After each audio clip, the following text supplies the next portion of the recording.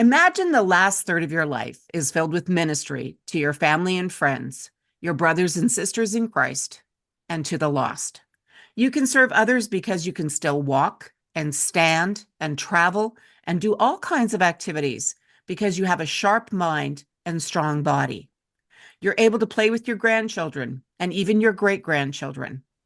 What if the last part of your life was the most fruitful part of your life?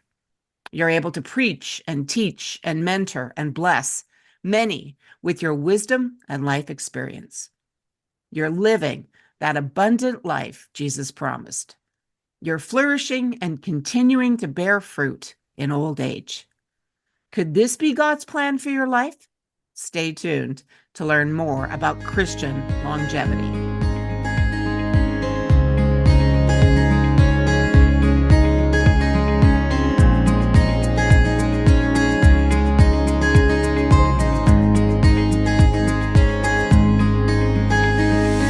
Welcome to the Jesus People Sisterhood Podcast, a place where Christian single women age 50 plus connect.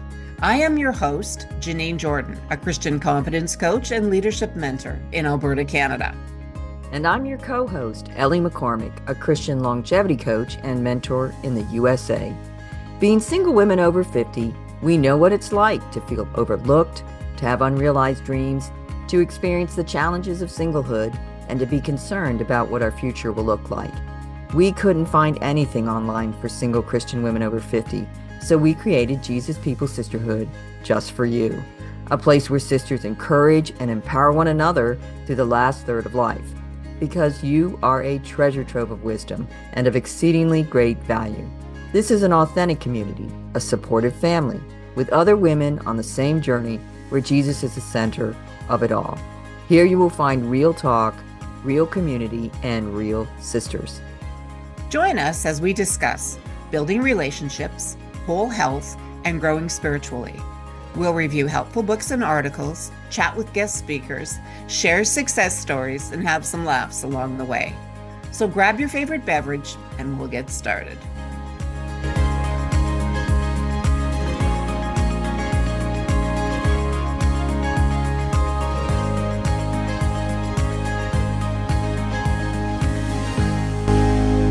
Hello, friends, and welcome to the Jesus People Sisterhood Podcast. Today, we give a shout out to our sisters in Ontario, Canada, and Slovenia. Thank you for listening. We're so glad that sisters from around the world are listening to the podcast. And here's a review from Lauren 3 Perry, who writes, "Great podcast for single Christian women. If you're looking for practical tips and support in this season, this is the podcast for you." Thank you, Lauren 3 Perry, for your positive review. And we're so pleased you enjoy the podcast. If you would like your review read on one of the episodes, please leave us a 5-star written review on Apple Podcasts. It will only take you a minute and it raises the podcast in the rankings so that other sisters can find us too. Today's episode is about Christian longevity.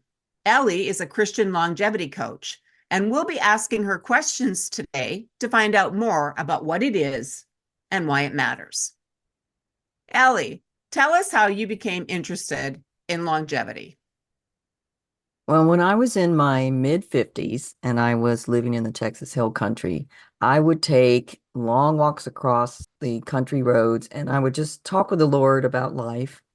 I was a single mom and my children were growing up and leaving the nest. So the years preceding that move had been filled with trials and a lot of difficulty.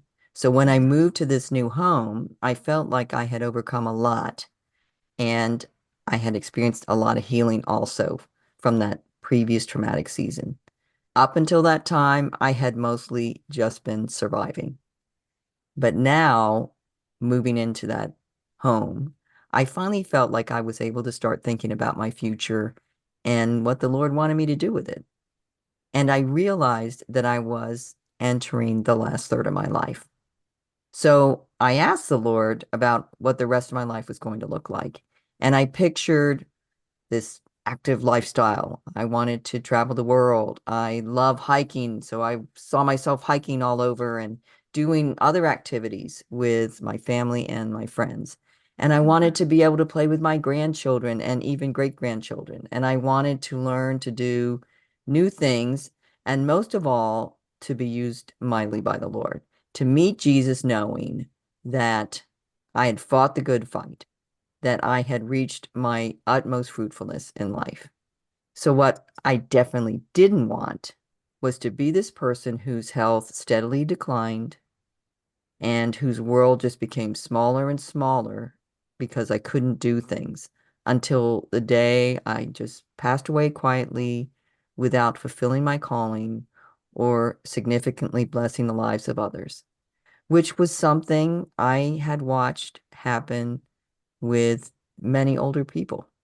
Mm. So I began praying that my strength would equal my days, that I could continue to bear fruit into old age, that I would be like Caleb and be as strong and healthy at 85 as I was at 40. And I became passionate about that, but not just for myself, but for all of God's people.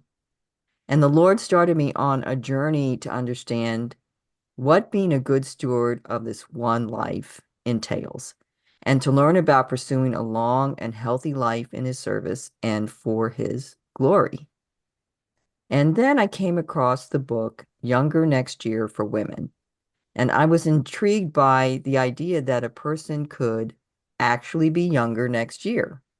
And not only younger next year, but living a longer life overall. And the premise of the book is that by pursuing changes in different areas of your life, you could live a longer and healthy to the end life. And that was the life I was praying for. And it wasn't just about diet and exercise. The key to a long, healthy life involves the whole person, your physical, behavioral, spiritual, financial, social life. It's about being healthy in soul, spirit, and body. And since that time, I continued to read and study longevity and the main different areas of knowledge and research that contribute to living a long and healthy life. And I also trained to become a certified professional coach. So, what exactly is longevity? Longevity is probably what you think it is, which is the long duration of an individual life. Longevity has become a rather popular topic in recent years with the rapid advancement in technology. Researchers have been able to learn so much about aging, and most people want to live a long life, which makes sense, especially people who don't know the Lord, because if this is all there is, then this is all there is. So you want to live as long as you can, because if you think that you're not going to exist after this life is over. But whether you're a believer or not a believer, nobody wants to live longer if the latter years of their life are spent in poor health and misery. There's the concept of health span and lifespan. What longevity, the study of longevity that people are talking about now, is the idea of health span, not just that you can extend your life, because nobody wants that. Like if you were and comatose and living like that until you just died. People don't want to live that life. They want a life that is a health span. And that refers to the length of time a person is healthy, not just alive, right? So the current pursuit and study of longevity is about having our health span equal or closely equal our lifespan.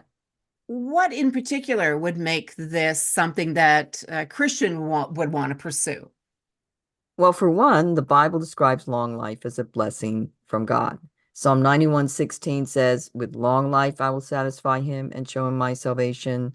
Proverbs 10:27 says, the fear of the Lord prolongs life. Proverbs 9:11, for by me your days will be multiplied and years will be added to your life. And Ephesians 6:2 and 3, which is the first commandment with the promise, honor your father and mother, that it may go well with you, and that you may live long in the land. So long life is a blessing.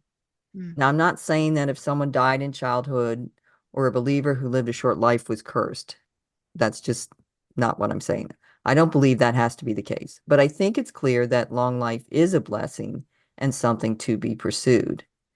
And we want to be good stewards of everything God's given us, including our time. Even if we live a long time, our life is still a vapor. So the Lord says in Ephesians that we should walk wisely and make the best use of our time. That's Ephesians 5:15-16. How are Christians not being good stewards of their time? Well, it's not just about being a good steward of our time, but being a good steward of the one life God's given us to live for Him. Data shows that Americans are spending the last 10 to 20 years of their life in pain and illness. So who would want to live a long life like that if that's how you're going to spend it? Mm. Obviously, you have limited abilities if that's how you're living.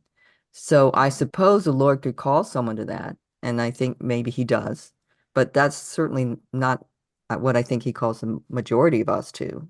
I would say that's like the exception. Mm. Psalm 92, verses 12-15 says, "The righteous will flourish like a palm tree. They will grow like a cedar in Lebanon. Planted in the house of the Lord, they will flourish in the courts of our God. They will still bear fruit in old age. They will stay fresh and green, proclaiming, the Lord is upright." So from those verses, the Lord repeatedly speaks of us flourishing and being fruitful in old age. Spending the last year of our lives with dementia or other chronic illnesses doesn't sound like flourishing to me. Mm. 3 John 1:2 says, "Beloved, I pray that in all respects you may prosper and be in good health, just as your soul prospers." So the Apostle John prays that we prosper in all areas as well as good health. So long life and good health and prospering in all respects is a blessing from God and something to pray for and something to pursue. So, Ellie, why do you think Christians aren't flourishing in their old age? Well, I believe our enemy is the one who disables believers as they age because older saints have the most to offer the world in terms of wisdom, life Mhm. experience, and proven character. It's what we've been sharing on this podcast. That's why in the Bible, elders were to be respected. Satan has had a lot of success in preventing Christians from serving the Lord fully in their later years by stealing their health, their mind and emotions, and their finances, thereby limiting their ability to minister and serve others. But we are also responsible. We don't take care of our temple. Most of us have not been very good stewards of our bodies or our lives. If the enemy can get us to be resigned to living our latter years in poor health and limited ability and believing, well, that's just the way it is. That's just God's plan for his people. Well, then he succeeded in sidelining us from doing so much more for the Lord at the end of our lives. And he succeeds through our limiting beliefs and our bad choices. So, explain more about limiting beliefs and bad choices. Have you ever seen the Tim Hawkins bit on praying for food? Yes, he's a comedian. Yeah. Yeah, he's a Christian comedian. And there's a bit that he does where he's praying for bad food, junk food. And he says that we expect God to make up for our bad food choices. And he's right about that because we're the ones choosing what to put into our bodies, what to do with our bodies or not do.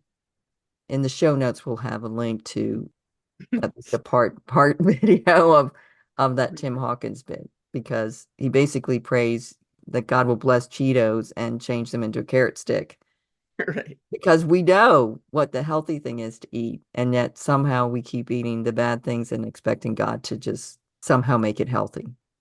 Right?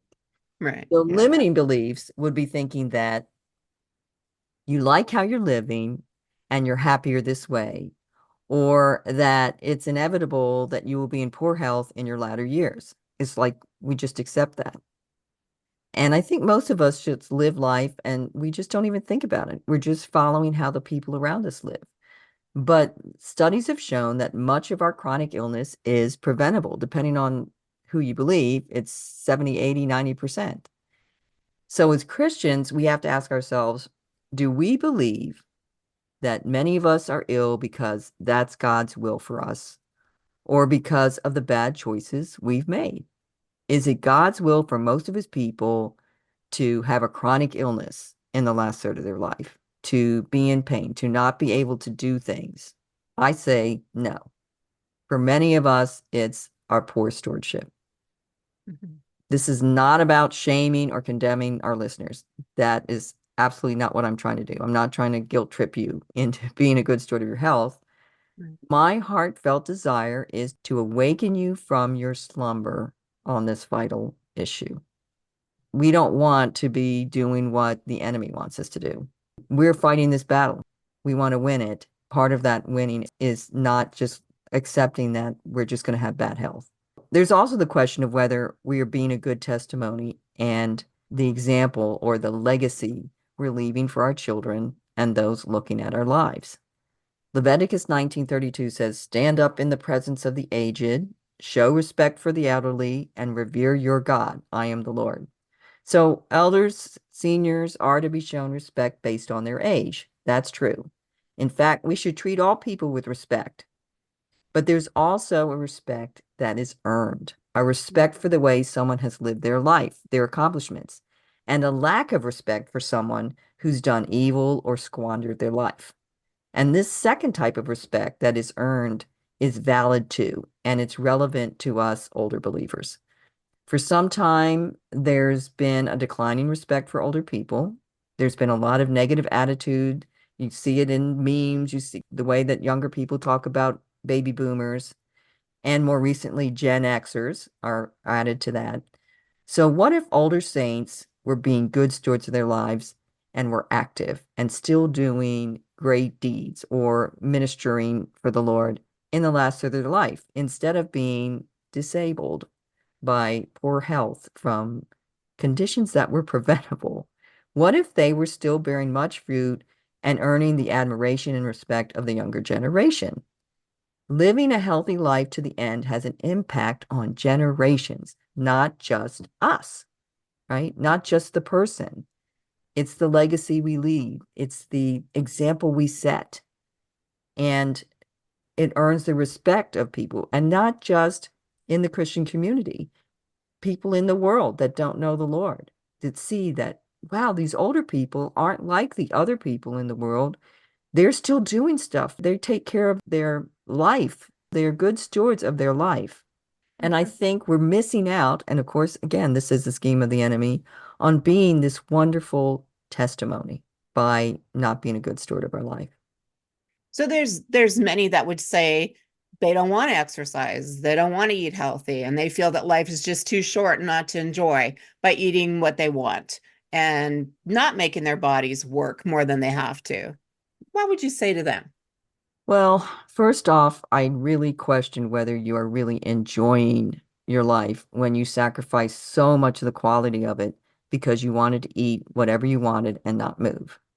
Because every time you're doing that, you're really barring against your future, right? Being healthy, getting out and doing things, physical activity actually makes you happy because you feel good. And that's much more enjoyable than spending your latter years with chronic illness and limited ability. It brings to mind that choose your hard quote I've seen a lot on social media. You can choose now to not move and try to do very little and eat whatever you want and think that it's easier right now, but it's going to be a lot harder later.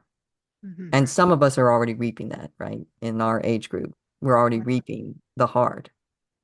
Mhm. So it's really not easier. It's harder, I think, for a longer period of time. Right. And Arthur Brooks is a professor at Harvard. He has studied and teaches on happiness. And I had heard him speaking on another podcast about the research they've done on happiness. And through his research, he says that the happiest people are ones that are unselfishly working toward a goal. And it's the working toward the goal that brings happiness, not reaching the goal. Mm. I think that's really important for us to realize that working at something, putting effort into something actually makes us happy. It doesn't make us not happy. Always seeking the easiest way or the most comfortable way does not bring happiness. It's just not healthy, and it doesn't bring us happy. So when we tell ourselves it's a deception of the enemy that somehow we're going to be happier by eating whatever we want and not moving. So Brooks tells about a study done at Northwestern where they had three groups of students. And one group had to do moral deeds, which were like random acts of kindness. One group had to think moral thoughts, which means they had to sit and think beautiful thoughts about people. And one group focused on self-care things, doing things that made them feel good, like getting a massage or having their nails done, things like that. And then they looked at their happiness over a series of weeks, and this was self-reported by them, I guess. And they found that moral deeds were happier, the people in the moral deeds group were happier than the people in the moral thoughts group, and the people in the moral thoughts group were happier than the self-care group. Hmm. And so and of course, these people aren't believers or anything. It's just God made us so that we're happier when we're doing things unselfishly, right? When we're working towards something. And when we're just like, oh, just it's all for me, make myself feel good, pamper myself, that actually makes you the least happiest, Hmm. right? And it makes sense if you know the Lord and know that that's not what he wants for our life. So a lot of us believe staying the course we're on will make us happier, right? But even from secular research, that's just not true. We're just believing a lie if we follow that. Seeking comfort, making things easy and nice for ourselves does not bring happiness in the short or the long run. That's just a deception. Maybe some of you have not given much thought to the last third of your life. Why not? Perhaps you have been going through a very difficult season like Ellie did and felt too busy to focus on it. Let me encourage you to do so now. Right now, in the US, the life expectancy for women is 77.28 years. But keep in mind that life expectancy is calculated, including all the deaths from birth through old age. So the longer you live, the longer you're expected to live. If you're 50 or 60 now, your life expectancy is higher than 77.28 years. A 60-year-old female has a life expectancy of 85 years. Okay, listeners, I want you to take a moment and do a little exercise with me right now. If you're driving or doing something that requires your attention, then come back later to this part of the episode and then do this exercise when you have time. I want you to close your eyes and think back to what your life was like 30 years ago. So think of what age you were 30 years ago. If you are over the age of 70, you can think back 20 years. What were you doing? Were you married? Did you have children? What did you enjoy? What were you able to do physically? How different was your life then than it is now? What did you think your life would look like 30 years later? Did you even imagine what you wanted your life to look like in 30 or 20 years later? Probably not. What do you wish your younger self had done to prepare for your 30 or 20-year older self? Okay, you can open your eyes. Where there's no vision, the people perish. It's an often quoted verse here at Jesus People Sisterhood. The purpose of this exercise was to help you realize that you need to be intentional about the last third of your life. Didn't 30 years seem like a long time ago? Hasn't your life changed dramatically in that time? Realize that 30 years is a long time. A lot can happen in 10 years, 20 or 30 years, but even in just 10, and you can have a lot that you can still do for the Lord in the time you have left. Probably everybody that's listening is going to live another 10 years. And imagine how different things are going to be 10 years from now. What would your older self wish you changed right now? Okay, so if we realize, yes, I want to be healthy, I want my health span to equal my lifespan, I want to be able to do things, I don't want to live in declining health for decades. What should we do, Ellie? The first step is to make the decision to commit your body and your life to the Lord and ask Him to help you be a good steward of the life he's given you. Commitment is key to yourself and to the Lord. Apart from him, we can do nothing. So first, commit your way to him and he will do it. Once you've committed your life and this longevity journey to the Lord, you're ready to create a strategy. And that's where I would start with my clients. I recommend making small habit changes, especially at the beginning of your journey. Consistency is powerful. Slow and steady wins the race. And this is like a lifestyle change, a mindset change. This is not a temporary diet that you can just lose weight on and then gain it all back when you stop. This is permanent changes. So start with small steps that you can incorporate in your life over time and build momentum. And I would also say if you are doing really unhealthy things like smoking or eating junk food on a regular basis, you stop that now. The way to sustain changes is by making small changes, but there are things that are so harmful to you that you want to get them out of your life as soon as you can. So there are some longevity experts, some doctors who would tell you to make a big change right away. But we all know that if you wanted to train for a marathon, you probably wouldn't get very far if the next day, after never doing any running, you decide you're going to run 10 miles.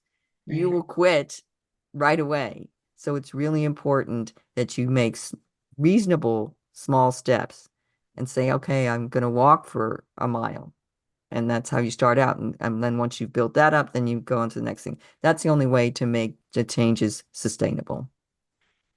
And then you should also look for a partner or partners to go on this journey with you. Accountability and encouragement are so important. We tend to be like the people we hang out with. So start hanging out with healthy people. Don't go it alone. And of course, we have to say that you should talk with a doctor before taking any actions that will affect your health. What if you're already in poor health and on medications? Is it too late to start? No, it's not too late. You can still make life changes that improve your health and life. The Lord can reverse your health issues because nothing's impossible with him. And even in the secular book, they titled it Younger Next Year. So they're telling you that it is possible if you make changes to your life. From time to time on my Samara Mountain Facebook page, I will post stories of real life older people who are in fantastic shape in their 80s, 90s, over 100.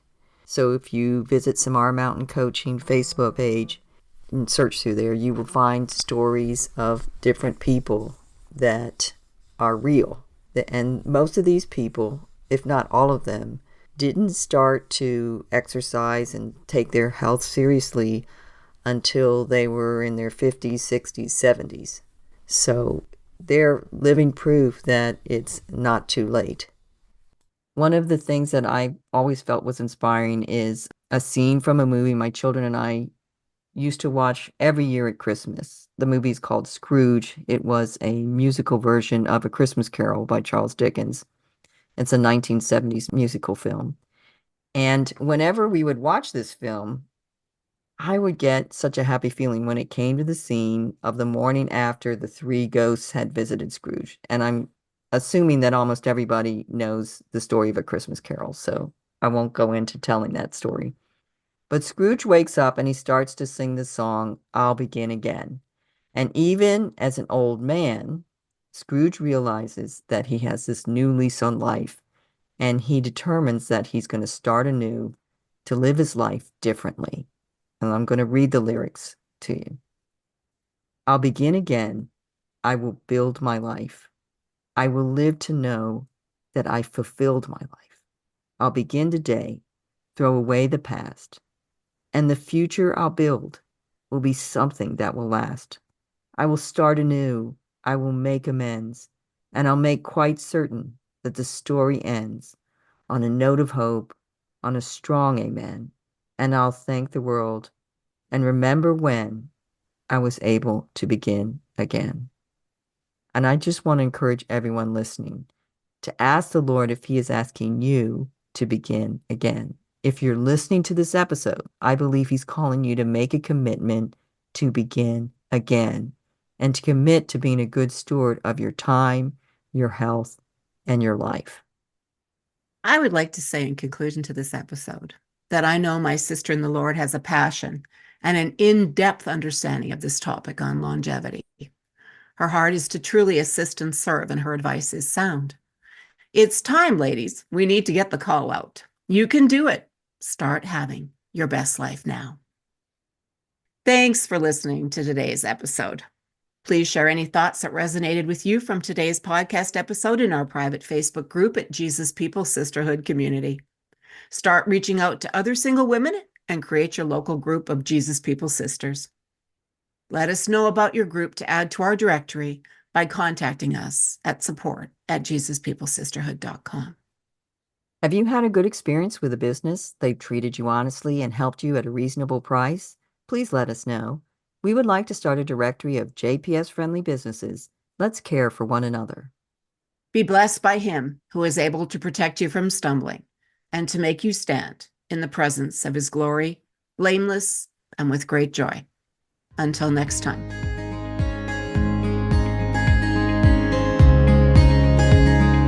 Hey, sister, before you go, thank you for listening. If you found value in today's podcast, the best way to say thank you is by leaving a 5-star written review at Apple Podcasts. That raises us in the rankings and helps other sisters find us too. And please tell a friend or post it on your social media. If you're a single Christian woman over 50, this podcast was created specifically for you. The Jesus People Sisterhood is your community to find support and friendship with other sisters who can understand. Be sure to follow us on your podcast app and join our free private Facebook group at Jesus People Sisterhood Community. Jesus People Sisterhood has also started a private Facebook group for housing and co-living opportunities. You can check that out at Jesus People Sisterhood Senior Housing. You can also find us on Facebook at Jesus People Sisterhood and individually for Janine at riseupcoachingandconsulting.com and for Ellie at samaramountain.com. And ladies, this is the necessary disclaimer. Our podcast content is for informational purposes and does not constitute professional advice from mental health, medical, legal, financial, or other areas. The opinions of the guest do not necessarily reflect the opinions of the host. It is our heart that this podcast will be a blessing to you. Together, let's build a powerful sisterhood with Jesus. Make a friend, add a sister, across the border and around the world.